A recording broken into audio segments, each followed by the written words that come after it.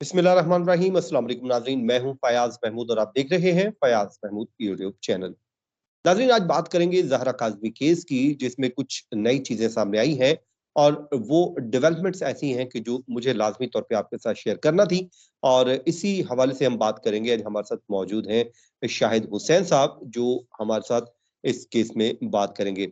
एक तो हम सबसे पहले हम बात कर लेते हैं शाहिद भाई, जो एक विज़िट हुआ था और वो विज़िट क्या है, उस विज़िट विज़िट में क्या कुछ हुआ?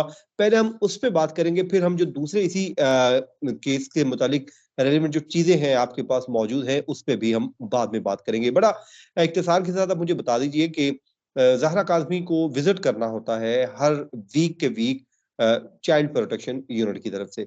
तो चाइल्ड प्रोटेक्शन जो ब्यूरो है, उसकी मुलाकात हुई, क्या वहाँ पर हुआ? क्या अनोखा काम हुआ जो मुझे आपके साथ वीडियो करना पड़ रही है? अभी आपका बहुत शुक्रिया। देखें, जो इस केस को पहले नहीं जानते थे, चाहे वो सरकारी अफ़सरान थे, पुलिस में थे, इन्वेस्टिगेटर थे या जो भी थे, तो वो डे वन से मेहदी साहब को गलत कह रहे थे, जिब्रान नासिर को के दलाइल को गलत कर रहे थे। और जब मगविया के जो नाम से जो चीज़ें अदालत में आती थी, इवन के खतूत भी थे, तो उसको भी वो झुठला रहे थे। लेकिन जब अब उनको सब हकीकत पता चल चुकी है, तो अब सारे लोग जो है वो इस बात को तस्लीम कर चुके हैं कि एक्चुअल हुआ क्या था। देखिए, अदालती जो महाज़ था, एक हद तक देखा जाए तो जीत चुके हैं माँ-बाप भी, उनके वकील भी। लेकिन अब चूँकि मुल्ज़मान को एक तो सज़ा दिलानी है, ज़ाहिर है वो अपने तौर पर जितने भी कानूनी चारा जो ये वो जारी है। लेकिन सिंध हाई कोर्ट ने साथ ही साथ ये हुक्म दिया था कि बच्ची चूँकि किस तरह रह रही है, उसके साथ होगा क्या, चूँकि खौफ भी फैलाया गया था, तो उसके लिए एक तो श्योरिटी का कहा था कि श्योरिटी अमाउंट रखा जाएगा, वो 10 लाख रुपए के रखाए गए। और उसके बाद फिर अब वीकली जो है वो हफ्तावार चाइल्ड प्रोटेक्शन यूनिट की टीम जाती है पुलिस के साथ और विजिट करती है, और पूरे हफ्ते भर की जो कार्रवाई है दूसरे था, और बच्ची उनको खुद अपनी ज़बानी बताती है। मीटिंग वन ऑन वन होती है, यानी कि उस वक़्त माँ-बाप उस रूम में या उस जगह पर नहीं होता जब ये मुलाकात होती है। ज़ाहिर है वो भी जो चाइल्ड प्रोटेक्शन यूनिट का अमला है, वो जानता है कि उनको क्या सवालात करने हैं, और उनको तो नहीं होती है। पहली तो एक बर्थडे थी जो बच्ची की मिस हो गई थी पिछली दफ़ा, क्योंकि ये सारे इस वाक़ये से गुज़र रही थी, जो कि माँ-बाप हर साल सेलिब्रेट करते थे तो नहीं कर पाए थे।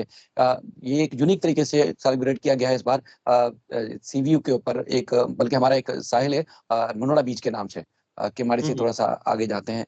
तो वहाँ पर जो है वो बाकायदा तौर पर पूरे ख़ानदान ने जाके बर्थडे को सेलिब्रेट किया, बड़ी खुशियाँ मनाई। अच्छा, एक कुछ और चीज़ें थोड़ी-सी मैं ऐड करूँ, कि जैसे मैं इब्तिदा में बात कर रहा था कि बहुत सारे लोगों को असल हक़ाइक़ नहीं पता कि था क्या। यानी हुँ, कि हुँ। बच्ची के जाने से लेके वापस आने और उसके बाद फिर अदालतों में जो मामला चल रहे थे। अब जो मुल्ज़मान साइड के लोग थे वो तो मुसलसल गुमराह किए जा रहे थे। यानी ठीक है। कि देखिए जी बच्ची जाएगी, आखिरी यानी कि 6 जनवरी को भी ट्रांसमिशन हुई, उससे पहले भी, कि देखिए जी अब बच्ची जाके सरप्राइज़ देगी। यानी कि उन्होंने इस हद तक खौफ़ज़दा किया हुआ था, लगता है बज़ाहिर कि जैसे बच्ची जाएगी तो शायद वो इनकी बात जाके रख लेगी। कि एक तरह से चाइल्ड प्रोटेक्शन यूनिट से बच्ची के खतूत आ रहे हैं, बच्ची ने कंसेंट दी है, बच्ची माँ-बाप के पास जाना चाहती है, लेकिन वहाँ जब कोर्ट रूम में जाएगी, वो तासुर देने की कोशिश कर रहे थे कि वो मुल्ज़िम की साइड की जो वो साइड लेगी और उसके हक में बयान देगी, और उसके बाद फिर माँ-बाप को वहाँ मुँह की खाना पड़ जाएगी। बात करने का उनके तासुर ये था।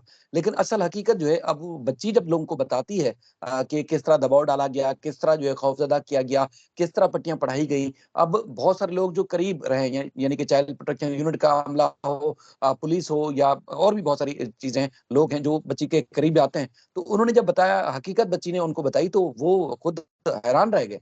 बच्ची ने, मतलब एक तो ये है कि जो वो घर में जिस तरह खुशियाँ मनाई जा रही हैं, दूसरा कि मुल्ज़मान और उसके सपोर्टर ने जो है वो आखिरी दम तक क्या कुछ किया उसके साथ, तो लोग हैरान हैं इस बात पे भी। तो इसलिए तो वो मज़ीद आपने देखा होगा, आखिरी जब हमारे से मेहदी काज़मी साहब की बातचीत हुँ, हुई हुँ। थी, तो वो अब उनका ये है कि उनकी कोशिश है कि मैं आखिरी दम तक लड़ूँगा, मुल्ज़मान को हर सूरत मुझे सज़ा दिलवानी है। क्योंकि ये एक सिंपल तो केस था नहीं कि अगवा हुई, उसके बाद फिर घूम फिर के बच्ची को वापस ले आए, अदालती तगोदो की। उससे हट के जो असल हक़ाइक़ रखे गए हैं सामने, जो चीज़ें बच्ची की तरफ से रखी गई हैं, तो उससे ज़्यादा वो और ज़्यादा मजबूत हुए, क्योंकि ये हल्का केस नहीं है। इसको मुल्ज़मान को हर सूरत उन्होंने सज़ा दिलानी है। तो बहरहाल चाइल्ड प्रोटेक्शन यूनिट का अमला भी हैरान हुआ कि बच्ची ने इस तरह खुशियों के हवाले से बताया कि किस तरह वो माँ-बाप के साथ खुश है, और उसके बाद फिर ट्यूटर आते हैं, उसके बाद फिर स्टडी जहाँ रुकी हुई थी वहाँ से शुरू हो गई है, ख़ानदान के लोग आते हैं, मिलना-जुलना। तो बहुत ज़्यादा वो भी मुतमईन है, क्योंकि ठीक। एक तो अदालत का हुक्म है कि वीकली विजिट करना है और उसके बाद फिर वो अपनी सारे रूटीन वर्क जो वो बताती है, तो अब वीकली रिपोर्ट अदालत में सबमिट की जा रही है। तो शाहिद भाई, जैसा कि पहले तो अदालत में सिर्फ इतना पूछा गया था कि आप बेटा किसके साथ जाना चाहते हैं, तो उन्होंने बच्ची ने कह दिया कि मैंने अपने पेरेंट्स के साथ जाना है। तो जिस तरह आप बता रहे हैं, जिस तरह बच्ची ने आकर रिस्पॉन्स दिया है, जिस तरह चाइल्ड प्रोटेक्शन जो यूनिट है या ब्यूरो है, वो हैरान रह गए हैं बच्ची के जो अमल है उससे। तो अब कल को कभी किसी स्टेज पे जाके जब स्टेटमेंट होती है रिकॉर्ड कोर्ट रूम में, तो क्या आपको लगता है कि अब बच्ची तैयार है ज़हनी तौर पे मुल्ज़िमान के खिलाफ स्टेटमेंट देने के लिए? खासकर ज़हीर की बात की जाए तो उसके खिलाफ स्टेटमेंट देने के लिए अब तैयार है?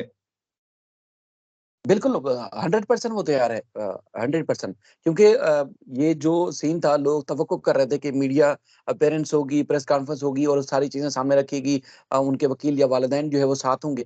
लेकिन चूँकि असल चीज़ ये है कि मुल्ज़मान को सज़ा दिलाना है, कितना बड़ा जुर्म हुआ है, तो उसके हिसाब से तो जब अदालत तलब करेगी स्टेटमेंट के लिए क्योंकि जो गवाह है स्टार विटनेस जो है वो बच्ची खुद है। तो जब ज़रूरत पड़ेगी तब वो जाके स्टेटमेंट देगी। तो हुँ, अब खुद आप देखें आपने खुद कई ट्रायल चलते हुए भी देखे होंगे। जब भी मुल्ज़िम का किसी का भी स्टेटमेंट होता है तो उसके बाद फिर क्रॉस होती है। सवाल और जवाब का सिलसिला होता है अदालत के अंदर। अदालत उन सारी चीज़ों को नोट करती है। लेकिन जब जो केस मज़बूत हो जो असल वाक़ई ही असल विटनेस हो, तो कभी भी उसके स्टेटमेंट में झोल नहीं होता। वो स्टेटमेंट हमेशा वही रहता है जो डे 1 से होता है। अब यहाँ पर ऐस तो जो सूरत-ए-हाल है वो सबके सामने है कि किस तरह उसको गुमराह किया गया, पुलिस ने अपनी मर्ज़ी से स्टेटमेंट लिए और उसके बाद असल हकीकत कुछ और थी। अब वो जब हकीकत बताएगी, तो उसमें किसी कितनी ही बड़ी कोई क्रॉस क्वेश्चनिंग क्यों ना हो, वो तो वो हकीकत जो है जो बता चुकी है और मज़ीद जाके अदालत के सामने रखेगी। तो फिर आप खुद बताएँ कि उसके बयान के ऊपर अगर मुल्ज़मान को सज़ा नहीं होगी, तो फिर किस तरह सज़ा होगी? असल बात तो ये है मत कि आपके जी, सामने गवाह और सबूत आने चाहिए। जब गवाह और सबूत सामने खड़े होंगे, तो आप जितने भी उसको आप कहते हैं अपने सवालों में उलझाएँ, वो उलझेगी तो नहीं। उसको सब पता है कि उसको उसके साथ क्या कुछ हुआ है।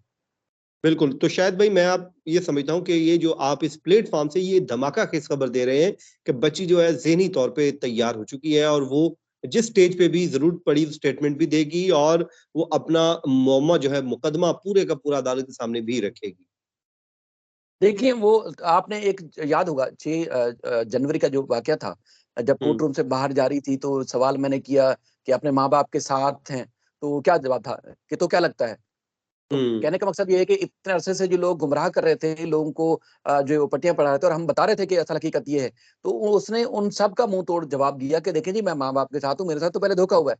यानी कि वो आज भी आप एक बार-बार आप उस स्टेटमेंट को सुने, तो आपको क्या लगेगा कि वो माँ-बाप के साथ थी और है।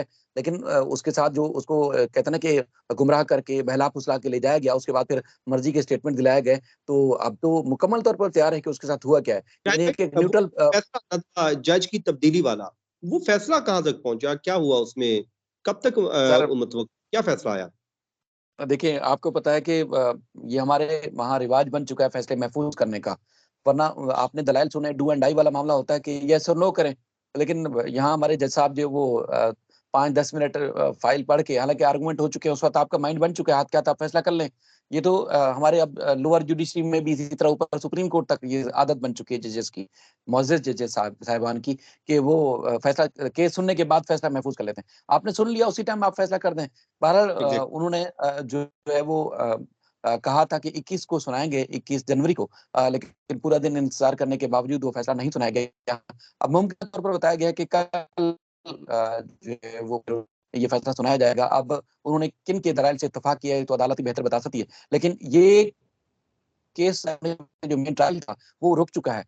हुँ, हुँ। वरना चार्ज फ्रेम हो जाता और ज़्यादा से ज़्यादा भी केस लंबा भी चलता, तो 1 महीने के अंदर-अंदर इस केस का फैसला हो जाना चाहिए था। लेकिन मुल्ज़िम की तरफ से जब अदम एतमाद का इज़हार किया गया, उसके बाद फिर अदालती फ़ोरम पर उस जज की साहब की या उस कोर्ट की हैसियत को चैलेंज किया गया, तो उसके बाद ये ट्रायल रुक चुका है। असल नुकसान ट्रायल रुकने का है। तो अब अगर ये कल फैसला मुमकिना तौर पर हो जाता है, तो 28 ठीक बल्कि 9 की तारीख दी गई है इसमें चार्ज फ्रेम की और उसके बाद फिर मज़ीद जो चीज़ें हैं। तो आप देखें सेट कि है। इस दौरान फिर इस फैसले को हाई कोर्ट में चैलेंज चलिए किया जाता है, मज़ीद इसको रोका जाता है या फिर इसी में निपटा दिया जाएगा।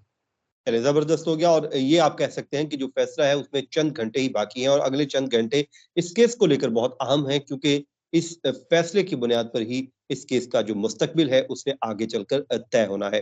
शाहिद भाई आपका बहुत-बहुत शुक्रिया आपने अपना इतना कीमती वक़्त हमें दिया। मुझे और शाहिद भाई को दीजिए अपनी दुआओं में याद रखिए। अल्लाह निगहबान।